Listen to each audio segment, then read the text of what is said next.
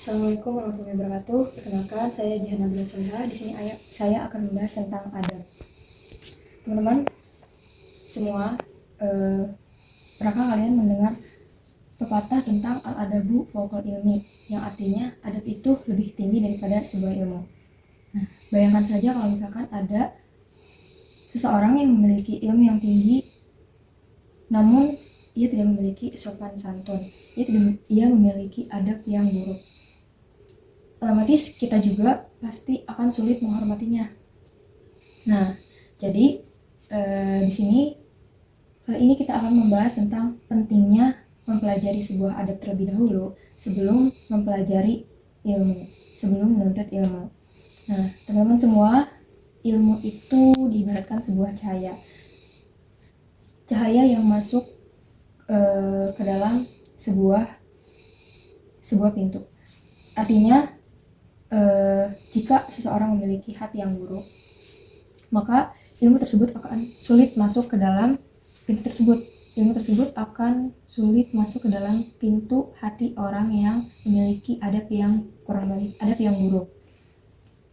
Maka dari itu banyak sekali ulama-ulama yang sering mengatakan bahwa sebelum mempelajari banyak hal, alangkah baiknya kita memperbaiki akhlak terlebih dahulu.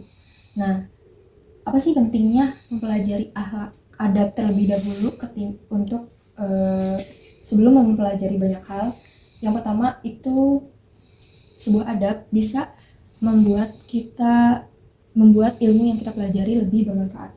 Contohnya gimana? Contohnya Imam Malik pernah berkata kepada muridnya, yaitu Imam Syafi'i, jadilah engkau seseorang yang beradab sebelum menjadi seseorang yang berilmu.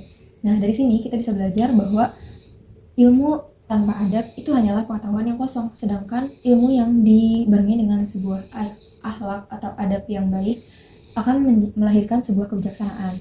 Nah, yang kedua itu ada hubungan adab. Sebuah adab itu akan menjadikan hubungan kita dengan orang lain lebih baik, hubungan kita dengan guru, dengan orang tua, bahkan dengan sesama manusia. Contohnya, kalau misalkan ada seorang dosen atau seorang guru yang sedang menyampaikan pelajarannya, itu kita akan mendengarkan beliau dengan sopan, kita tidak akan memotong pembicaraannya. Begitu juga jika ada teman yang sedang berpendapat, kita akan lebih menghargai sebuah pendapatnya. Nah, dengan sikap yang seperti itu, kita bukan hanya merasa nyaman dalam belajar, tetapi kita juga akan menunjukkan bahwa kita lebih menghargai ilmu yang dipelajari. Nah, yang ketiga itu ada dengan sebuah adab kita bisa menjadi seorang teladan. Contohnya gimana? Misalkan ada seseorang yang rajin dalam beribadah, sopan santun, jujur dalam perkataan, rendah hati dalam menuntut ilmu, itu kita juga pasti akan melihat orang tersebut tidak hanya dari kecerdasannya saja, tetapi kita juga bisa menilai dari kepribadiannya. Seperti yang diajarkan oleh Rasulullah SAW, beliau tidak hanya mengajarkan atau menyampaikan ilmunya saja, tetapi beliau juga menunjukkan akhlak yang baik.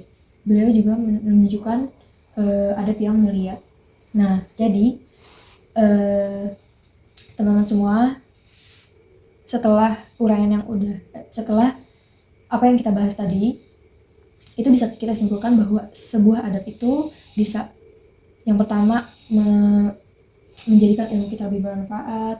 Yang kedua, menjadikan hubungan kita dengan sesama, dengan Allah Subhanahu wa Ta'ala, dengan teman, dengan guru, dengan orang tua itu lebih baik. Dan marilah kita memperbaiki diri kita, memperbaiki akhlak kita agar lebih baik dari yang sebelumnya. Semoga kita semua bisa menjadi seseorang yang bukan hanya cerdas dalam intelektual, tapi juga kita bisa menjadi seorang yang memiliki akhlak yang mulia. Terima kasih dari saya. Wassalamualaikum warahmatullahi wabarakatuh.